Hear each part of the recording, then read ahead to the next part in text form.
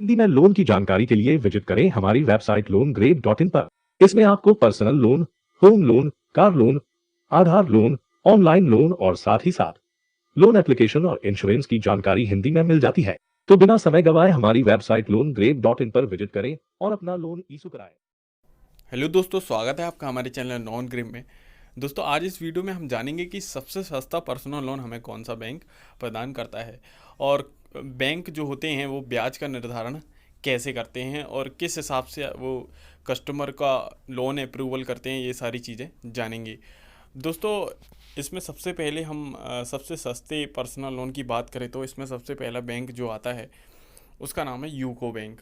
दोस्तों, UCO bank में आपको अधिकतम 10 लाख रुपए तक का पर्सनल लोन मिल जाता है, जो कि आपको 8.45% की वार्षिक दर पर मिलता है। ठीक है, इसमें आपको जब आप 1 लाख रुपए का लोन लेंगे तो आपको 726 रुपये का ब्याज लगेगा। ठीक है। और सेकंड बैंक आता है सेंट्रल बैंक ऑफ इंडिया। ठीक है, इसमें आपको अधिकतम 20 लाख रुपए का लोन मिलता है।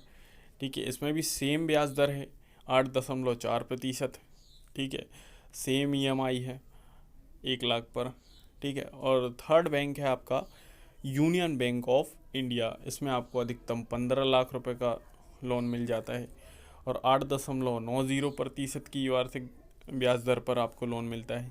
ठीक है, और 728 रुपये आपकी ईएमआई बन जाती है। इसी प्रकार आपका आंध्रा बैंक है, पंजाब नेशनल बैंक है, इंडियन बैंक है, इलाहाबाद बैंक है, बैंक ऑफ इंडिया है, बैंक ऑफ महाराष्ट्र है, स्टेट बैंक ऑफ इंडिया है, सिटी बैंक है, ये सारे बैंक हैं। इसमें सबसे ज़्यादा सबसे लास्ट में जो है कोटक महिंद्रा बैंक, इसमें आपको ये आ गया सबसे ज़्यादा ब्याज दर लग रही है 10.50%। और बाकी बैंकों के बारे में मैंने आपको नहीं बताया, जो मेन बैंक हैं मैंने आपको उन्हीं पर कवर किया है। इसमें मैं स्टेट बैंक की बता देता हूँ। ये देखिए, स्टेट बैंक है, इसमें आपको 20 लाख रुपए का लोन मिलता है। इसमें कई सारे पर्सनल लोन होते हैं, मैं आपको मेजर एक के बताता हूँ। इसमें आप क्लिक करके अप्लाई भी कर सकते हैं और चेक भी कर सकते हैं कि क्या कैसा ब्याज दर है। 9.60% की ब्याज दर पर आपको मिल रहा है लोन, और जो कि आपको 731 रुपये प्रति लाख ईएमआई पर लोन मिलेगा। ठीक है, और अब बात कर लेते हैं कि पर्सनल लोन की ब्याज दरों को जो कारक प्रभावित करते हैं वे कौन कौन से हैं। दोस्तों, इसमें सबसे पहला है क्रेडिट स्कोर।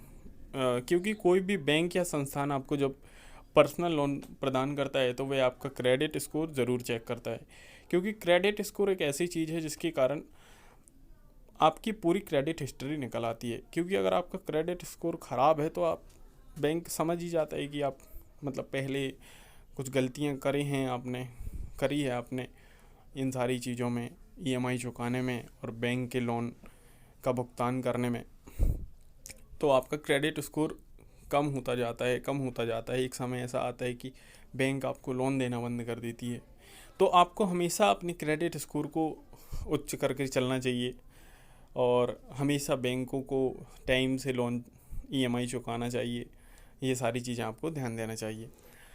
पहला है क्रेडिट स्कोर। इसमें दोस्तों आपका मौजूदा जो क्रेडिट स्कोर है उसके कारण अगर आपका क्रेडिट स्कोर अच्छा है तो आपको निश्चित ही एक कम से कम ब्याज दर पर बैंक लोन देने की सोचेगा। क्योंकि अगर आपका क्रेडिट स्कोर अच्छा रहेगा तो बैंक अपने आप को सुरक्षित महसूस करेगा ना आपको लोन देने में, है ना। तो आपको कम से कम ब्याज दर पर लोन मिल जाएगा। सेकंड आता है लोन संस्थान। लोन संस्थान का मतलब यही है, बैंक कई प्रकार के बैंक होते हैं, कौन सा बैंक किस ऑफ़र पर लोन दे रहा है। कई बैंक किसी किसी समय पर्सनल लोन पर ऑफ़र भी चलाते हैं कि ब्याज दर 1-2% का, समझ रहे हो।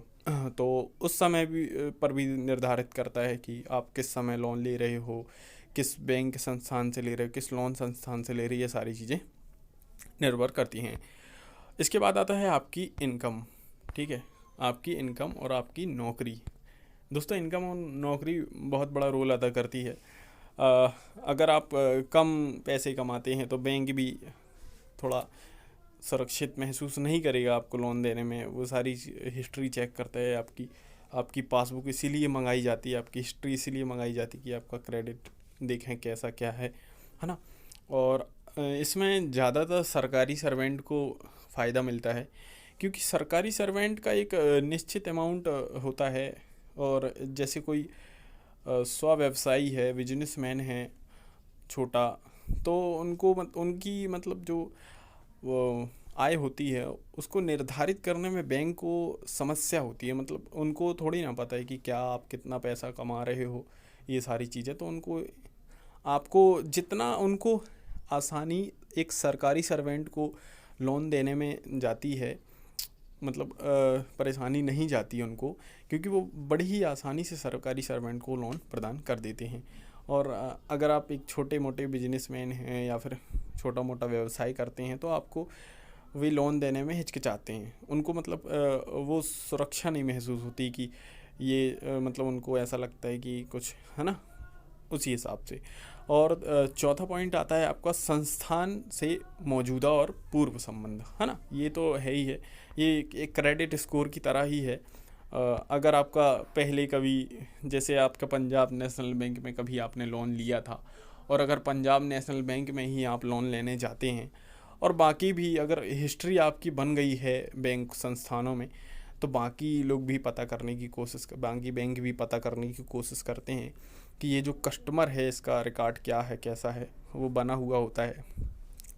तो दोस्तों अगर आपने पंजाब नेशनल बैंक से लोन लिया कभी पहले, और आपने लोन चुकाने में थोड़ा समस्याएं बताई और बाकी सारी चीज़ें हुई, भले ही आपने लोन चुका दिया, बट उनको पता होता है, उनकी क्रेडिट हिस्ट्री पर लिखा होता है कि सारी चीज़ें पेंडिंग पता होती है। तो इन सारी चीज़ों पर भी डिपेंड करता है आपका लोन ब्याज, कि आपको वो किस ब्याज पर। और कभी कभी ऐसा होता है कि वो लोन देने से इनकार कर देते हैं आपको, क्योंकि आपके पूर्व संबंध ठीक नहीं है बैंक संस्थानों से, है ना।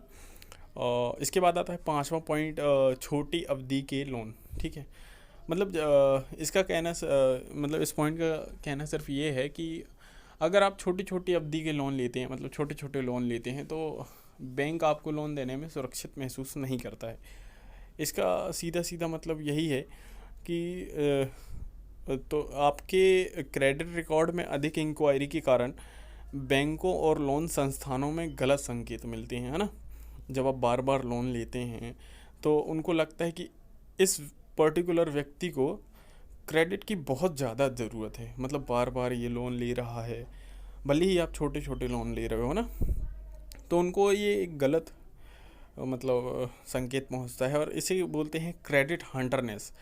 इसके कारण कई बार कस्टमर को लोन मिलने तक में परेशानियां हो जाती हैं, और आपको ब्याज दर तो वैसे ही बढ़ के मिलेगी। इसीलिए आपको इन सब चीज़ों का भी ध्यान देना चाहिए। अगर आप लोन ले रहे हैं तो लॉन्ग टर्म लीजिए, नहीं तो छोटे मोटे लोन पर मत पड़िए। बार बार अगर आप लोन लेंगे तो आपको दिक्कत हो सकती है ना।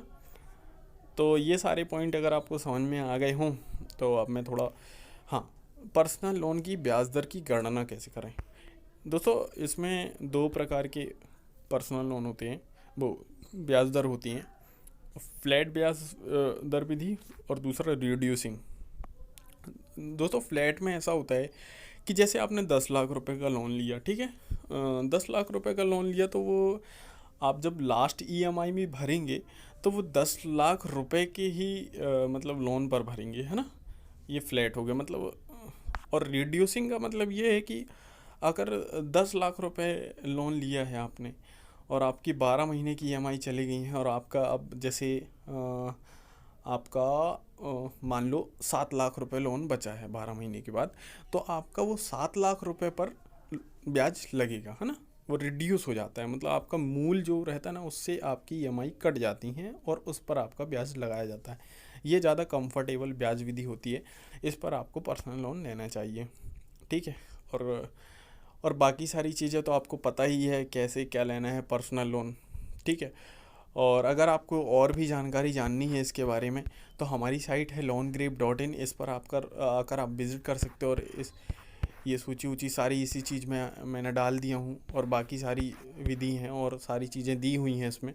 आप आकर हमारी वेबसाइट में चेक कर सकते हैं और पढ़ सकते हैं, और आसानी से लोन के लिए अप्लाई कर सकते हैं।